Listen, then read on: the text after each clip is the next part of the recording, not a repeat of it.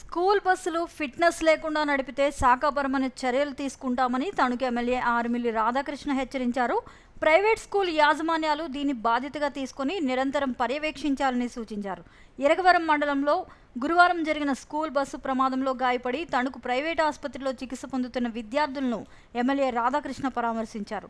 ఈ సందర్భంగా ఆయన మాట్లాడుతూ బస్సులో ప్రమాద సమయంలో 25 మంది విద్యార్థులు ప్రయాణిస్తున్నారని, అయితే అదృష్టవశాత్తు ఎవరికీ గాయాలు కాలేదన్నారు. స్కూల్ బస్సు డ్రైవర్లు అప్రమత్తంగా ఉండాల్సిన అవసరం ఉందని అన్నారు. స్కూల్ బస్ డ్రైవర్లు ప్రవర్తన, వ్యవహార శైలిపై యాజమాన్యాలు ఎప్పటికప్పుడు పర్యవేక్షిస్తూ ఉండాలని కోరారు. చాలామంది బస్సు డ్రైవర్లు ఫోన్ మాట్లాడుతూ డ్రైవింగ్ చేస్తూ నిర్లక్ష్యంగా వ్యవహరిస్తున్నారని అన్నారు. శాఖాపరంగా అధికారులు స్కూల్ బస్సు నిర్వహణపై నిరంతరం పర్యవేక్షించాలని కోరారు. మరోసారి ప్రమాదాలు పునరావృతం కాకుండా అన్ని రకాల చర్యలు తీసుకోవాలని ఎమ్మెల్యే రాధాకృష్ణ కోరారు. అత్తిలి మండలం బాలి గ్రామం దగ్గర తణుకు సాయి విద్యా సంస్థలకు చెందినటువంటి బస్సు ప్రమాదం జరిగి పంట చేనులోకి పడిపోవటం చాలా దురదృష్టకరం. ముఖ్యంగా బస్సులో ఉన్నటువంటి 22 మంది పిల్లలు కూడా క్షేమంగా ఉండటం ఈరోజు అదృష్టంగా భావిస్తున్నాం.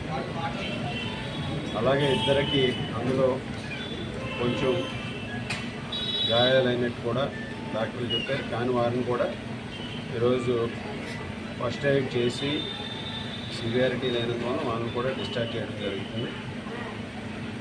ఈ విధంగా మేము కోరేది ఒకటే, ఈరోజు ప్రైవేట్ బస్సులు కానీ స్కూల్ బస్సులు కానీ అందరూ కూడా డ్రైవర్లు అందరూ కూడా ముఖ్యంగా జాగ్రత్తగా ఉండాల్సినటువంటి పరిస్థితి.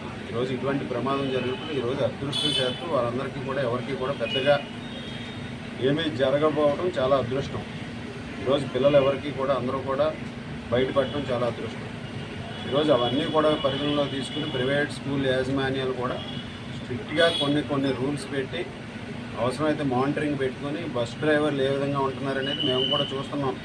సగం మంది బస్ డ్రైవర్లు ఫోన్లు మాట్లాడుతూనే డ్రైవ్ చేస్తున్నారు. సో అది ఈ విధంగా ఎటువంటి ప్రమాదాలు కారణాలు మొదటిది ఫోన్లు మాట్లాడటం. ఈరోజు దీని వెనుక ఏ విధంగా ఉందనేది కూడా వారు అన్నీ కూడా పరిశీలించి కఠినంగా వ్యవహరించే విధంగా కూడా ఉండాలి వీళ్ళకి బస్సు ప్రమాదాలు. అదేవిధంగా డిపార్ట్మెంట్ వైజ్ కూడా మేము అన్ని బస్సులు కూడా వాటి ఫిట్నెస్ కూడా వెరిఫై చేయించడం జరుగుతుంది.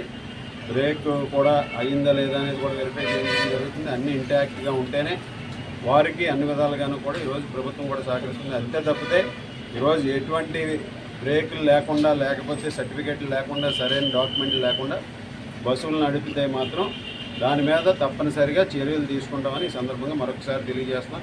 ప్రైవేట్ స్కూల్ యాజమాన్యాలు కూడా దీని మీద బాధ్యతగా తీసుకుని అందరికీ కూడా తెలియజేసి డ్రైవర్లను కూడా ఒక ఓరియంటేషన్ ప్రోగ్రామ్ కూడా ఇప్పుడు పెట్టుకుంటూ ఉండి రెగ్యులర్గా కూడా వారికి కూడా కౌన్సిలింగ్ చేస్తూ డ్రైవర్లు బస్సులు నడిపేటప్పుడు ఫోన్లు మాట్లాడకుండా చేస్తే మొదటిగా ఇటువంటి ప్రమాదాలు అవాయిడ్ అవ్వడానికి అవకాశం ఉంటుంది. ఈరోజు బస్సు ఏదో జరిగిందని చెప్తున్నారు, ఆ బస్సుకి కట్టలు ఏదో తెగిపోయినాయి అంటున్నారు. అవన్నీ కాకుండా ఈరోజు ఎందుకు జరిగిందనేది కూడా ఒకసారి పరిశీలించి దాన్ని భవిష్యత్తులో ఇటువంటి సంఘటనలు జరగకుండా అన్ని చర్యలు తీసుకోవాల్సిందిగా కోరుతున్నాం. అదేవిధంగా డిపార్ట్మెంట్ వైజ్ని కూడా మేము కూడా అధికారులకి అదేవిధంగా ఇటువంటి సంఘటనలు పునరావృతం కాకుండా అన్ని విధాలుగాను కూడా కఠినంగా వ్యవహరించాలని